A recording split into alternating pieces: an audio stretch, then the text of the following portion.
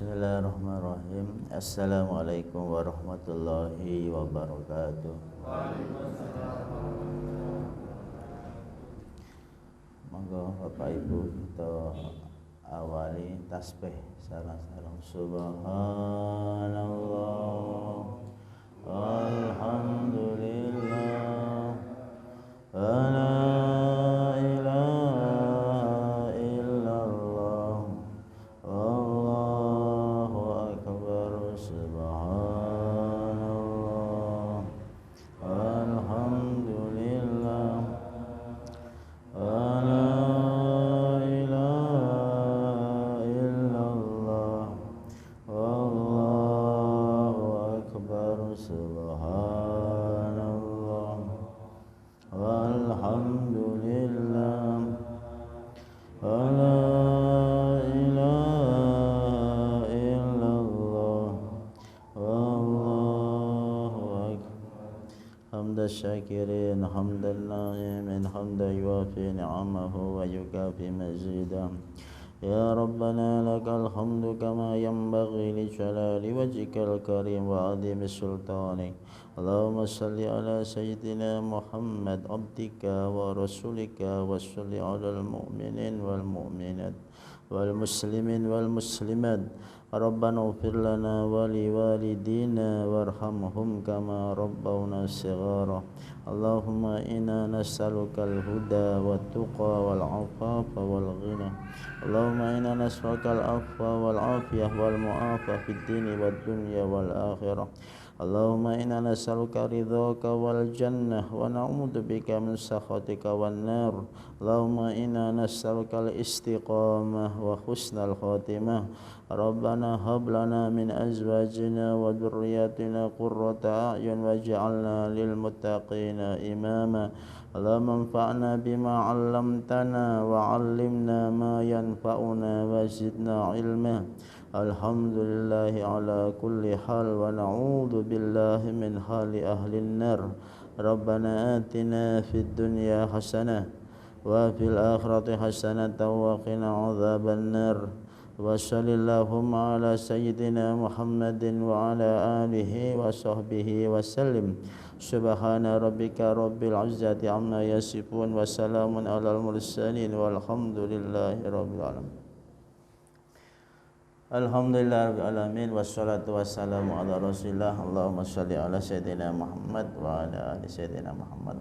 Kepada para sesepuh ini sepuh sedaya yang dirahmati Allah Subhanahu wa taala, hadirin hadirat yang dirahmati Allah. Izinkan kami mengawali surat Yusuf, karena surat Yusuf ini surat obat di akhir zaman dan surat Maryam.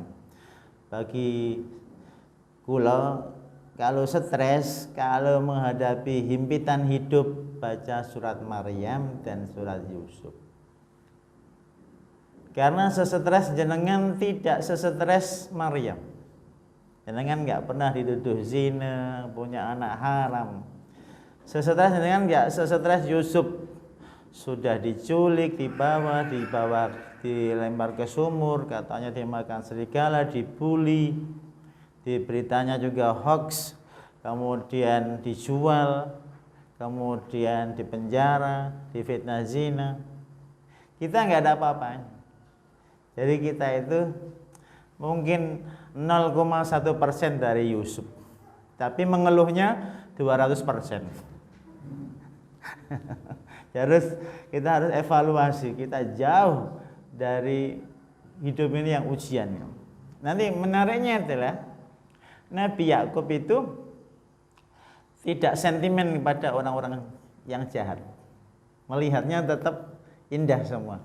Yusuf orang baik dan memang tahu Nabi Yakub itu calon nabi, makanya spesial banget, sudah anak terakhir dan calon nabi. Memang ini harus sangat dimuliakan dan memuliakannya syar'i, melebihkan karena dia adalah nabi dan dia anak terakhir, yatim lagi, ibunya kan meninggal, si namanya Ragil namanya, itu meninggal. Tapi sejahat-sejahatnya 11 atau 10 saudaranya Yusuf itu Nabi Yakub tidak punya perasaan negatif pada mereka. Ini hebatnya. Ini perlu kita tiru. Jadi kalau ada kajian di KD, mungkin ada kejahatan tertentu, kita tidak boleh jelek banget pada orang-orang yang berbuat kejahatan. Kemungkinan dia husnul khotimah. Dan kemungkinan juga yang baik kelihatannya bisa jadi su'ul khotimah. Khawatirnya kan begitu. Maka tidak boleh untuk menghakimi seseorang. Tapi saya doakan semuanya husnul khotimah. Allahumma amin. Surat Yusuf ini ada 111 ayat. Dan anehnya Umar bin Khattab baca surat ini ketika sholat subuh gitu. Kira-kira tadi kalau subuh dibacakan Umar surat Yusuf gimana Pak? Kayaknya banyak wudunya ya, wudu aja. Nggak balik-balik. 111 ayat, bayangkan. Kawan-kawan di KD coba ini, undang Umar bin Khattab sholat subuh, baca surat Yusuf. Hadir nggak kira-kira? Afwan ya, masuk angin ya. Ini kehebatan Umar bin Khattab. Jadi kalau Bapak Ibu ada tekanan hidup, banyak baca surat Yusuf dan Maryam. Ini nggak ada apa-apanya. Diawali Bismillahirrahmanirrahim. Alif lam ra tilka ayatul kitabil mubin. Jelas Al-Qur'an ada panduan yang sangat jelas. Tidak ada perubahan, udah 14 abad yang lalu. Dan uniknya anak-anak kecil macam mbah-mbah hafal Quran. Sangat unik sekali. Dan mereka pun banyak yang nggak tahu artinya, tapi bisa hafal, aneh sekali. Dan tidak ada pendeta di dunia ini hafal Injil. Kan aneh sekali, itu sudah keajaiban. Mubin bilang, inna anzalnahu qur'anan arabiyyan la'allakum ta'qilun. Jadi kami turunkan Al-Qur'an ini berbahasa Arab karena sastra Arab sastra tertinggi di dunia. Agar kalian berpikir, jadi tidak hanya baca tetapi menimbulkan rasional yang objektif gitu. Pembacaan yang tidak terlalu ke kanan, hanya teks saja, dan pembacaan tidak terlalu ke kiri, yaitu hanya rasio saja. Tapi dua-duanya dibaca, teksnya dibaca, maknanya dipahami, aplikasinya disesuaikan dengan kondisi Kota Magelang. Ini berarti orangnya cerdas. Ada orang baca teks saja, tapi nggak tahu kondisi bahaya. Ada rasio saja, tapi nggak tahu teks. Jadi yang paling moderat adalah dia hafal Quran secara lafadznya, dia tahu tafsirnya, tahu pendapat para ulama, dan tahu cara menerapkannya di Magelang. Karena Al-Qur'annya turun di Mekah, di Madinah, tidak di Magelang ini. Berarti perlu ada kesesuaian kondisi gitu. Namanya konteks. Nahnu naqussu 'alaika ahsanal qasas. Jadi sahabat bertanya, ya Rasulullah, mbok yo diceritani kita ini. Jadi para sahabat juga perlu cerita, Pak. Jadi kita itu kan baca cerita-cerita buku-buku lama itu dalam rangka menghibur diri. Sebenarnya kehidupan itu ceritanya sama. Baik jelek gitu aja. Kemudian memperbaiki yang jelek, komunikasi kepada yang baik supaya jadi baik semua. Kan gitu aja ceritanya. Jadi ceritanya itu diulang-ulang, cuma aktornya ganti gitu aja. Yusuf pada zaman sekarang loh, di Kota Magelang ada enggak Yusuf? Ada. Sudah ketemu? 10 saudaranya yang jahat itu loh. Itu ada juga di Magelang. Jadi memang hidup kayak begitu. Dan ada juga yang cerita-cerita kayak gitu. Kita sekarang cerita-cerita, bagian cerita-cerita. Mau jadi Yusuf atau jadi 10 saudaranya? Ibu, mau jadi Yusuf? Enggak mau. Mau jadi 10 saudara Yusuf yang zalim itu? Mau enggak, Bu? Enggak mau juga. Mau jadi apa, Bu? Yusuf enggak mau. Terus 10 saudaranya enggak mau. Mau jadi apa, Bu? Penonton ya? Penonton aja deh. Paling enggak jenengan itu simpatisan kepada Yusuf gitu. Ada kecenderungan loyal ya, termasuk jenengan masuk DKD bagian daripada ketahuan loyalnya pada Yusuf. Walaupun jenengan takut jadi Yusuf gitu. Tak dukung aja Yusuf kue aktornya gitu. Tapi saya takut jadi engkau. Ini diplomat namanya ya. Enggak mau berakibat tetapi mendukung, tapi bagus juga masuk surga. Bahkan aktor yang jahat pun di akhir surat nanti masuk surga juga. Jadi nabi semua. Di akhir nanti didoakan ayahnya diampuni dosanya, dan dalam riwayat jadi nabi semua 10 itu. Bayangkan Pak. Maka saya bilang di awal, jangan suudzon pada orang yang terlihat jahat, jangan suudzon. Kemungkinan bisa jadi wali bukan nabi. Menjadi wali Allah bisa karena tobatnya itu. Nah, nakusu alaika. Jadi para sahabat datang ke Rasulullah katanya. Dia minta cerita katanya. Jadi kemudian turunnya surat Yusuf ini. Nahnu nakusu alaika ahsanal qasasi bima uhayna ilaika hadzal qur'ana wa in kunta min qablihi la minal ghafilin. Jadi Al-Qur'an itu sudah cukup untuk pedoman hidup gitu. Ternyata Umar bin Khattab bawa lembaran-lembaran dari kitab Taurat. Nabi marah. Al-Quran udah cukup gitu. Seandainya Musa hidup pasti ikut saya. Artinya ada orang-orang yang belum mapan pondasi Al-Quran dan hadisnya sudah bicara perbandingan agama. Gini, aneh sekali ini. Ibaratnya pondasi bangunannya belum punya tapi sudah warna-warni variasi bangun kubah gitu. Gimana itu Pak? Jadi enggak kubahnya, kan roboh. Ya sama. Jadi pondasi inti itu akidah kita pada Al-Quran dan Sunnah. Itu qala Yusufu li abihi ya abati inni ra'aitu ahada asyara kawkaba wasyamsa wal qamara ra'aitum li sajidin. Yusuf itu bercerita kepada ayahnya, wahai ayahku, saya melihat 11 bintang. 11 bintang ya saudaranya itu. Wasyamsa, syamsa itu ayah, wal qamar dan ibu. Itu nanti setelah 40 tahun, bahkan setelah 80 tahun, betul itu. 11 bintang tadi saudaranya dan matahari dan bulan itu sujud kepada Nabi Yusuf. Jadi setelah 40 tahun. Jadi harus menderita dulu baru ada realita. 40 tahun, bahkan riwayat lain 80 tahun. Ayah ibunya datang ke Mesir itu sama 11 saudaranya, semuanya sujud pada Yusuf. Mimpi awalnya sama. Bintang-bintang itu turun dan bulan matahari sujud pada Nabi Yusuf. Maka Siti Aminah itu mimpinya apa? Perutnya itu kejatuhan matahari. Lahirlah Nabi Muhammad SAW. Maka Bapak Ibu kalau mimpi tolong ya ke matahari ya. Bukan belanja. Tapi lihat cahayanya itu, cahaya. Jadi mimpi yang hebat itu ya mimpi yang tidak masuk akal.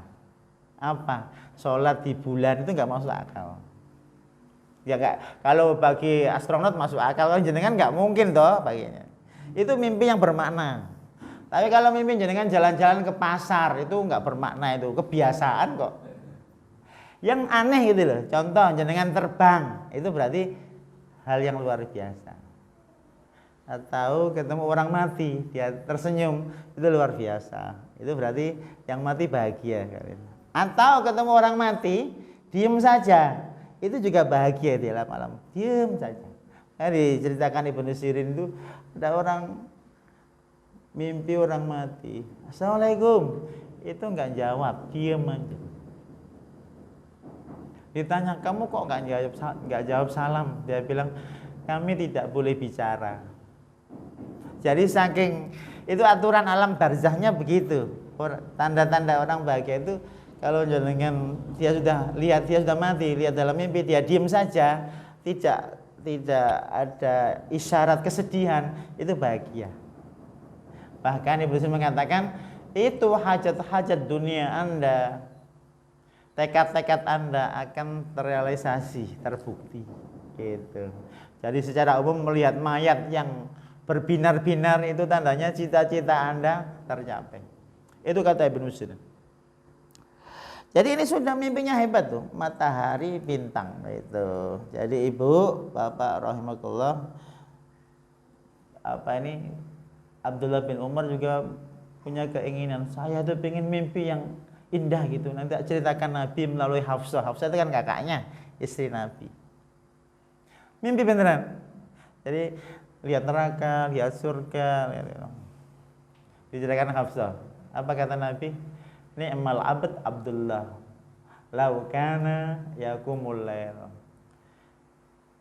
Hamba yang baik adalah Abdullah bin Umar kalau sholat tahajud. Habis seperti itu nggak pernah meninggalkan tahajud. Itu mimpi beneran yang bagus, yang indah. Abdullah bin Umar. Itu juga Nabi mimpi bahwa satu wadah susu. Sisanya setelah diminum dikasihkan Umar bin Khattab. Nabi ditanya, apa itu tafsirnya ya Rasulullah? Itu agama. Makanya menjenengan Bu, kalau mimpi minum susu itu kejernihan batin, itu agama.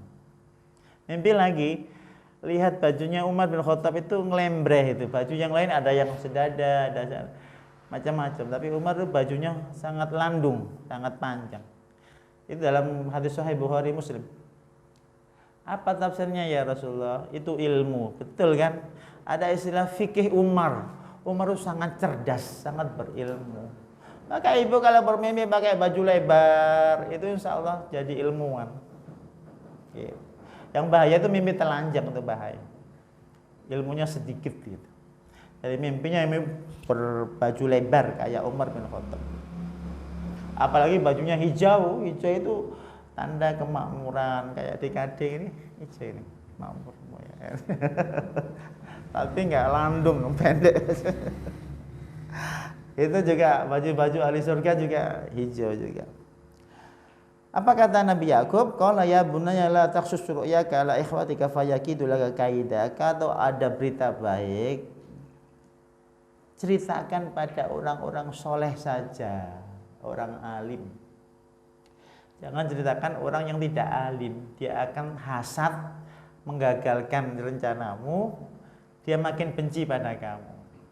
Jadi kalau mimpi baik itu boleh diceritakan pada ulama saja, orang-orang yang kira-kira orangnya tidak hasad, orangnya baik banget boleh. Tapi cerita pada orang yang tidak baik itu nggak boleh, nanti timbul masalah. Gitu.